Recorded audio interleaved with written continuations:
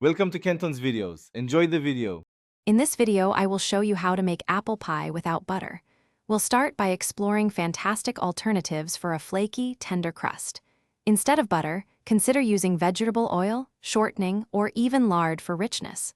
A food processor makes mixing quick and easy, ensuring even distribution. Remember to chill your dough for at least 30 minutes. This step is crucial for a manageable and delicious crust. Let's get baking. Next, let's craft that irresistible apple filling. Select firm, tart apples like Granny Smith or Honeycrisp for the best flavor and texture.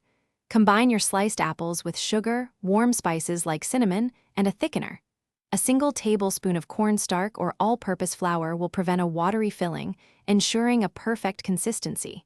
Don't forget a splash of fresh lemon juice. It brightens the apple's natural sweetness beautifully.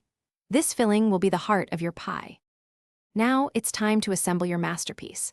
Carefully roll out your bottom crust to fit your 9-inch pie dish, ensuring it extends slightly over the edge. Pour the delicious apple filling evenly into the crust, mounding it slightly in the center. Top your pie with a second crust, a beautiful lattice design, or a simple crumble topping. Bake your pie at 375 degrees Fahrenheit for approximately 1 hour until golden brown and bubbly. Your kitchen will smell amazing. To ensure your pie is absolutely perfect, here are some final tips. Prevent a soggy bottom crust by pre-baking it for about 10 minutes before adding the filling. If the edges start to brown too quickly, simply cover them with aluminum foil. Most importantly, let your pie cool completely for at least 3 hours before slicing. This allows the filling to set properly, giving you clean, beautiful slices.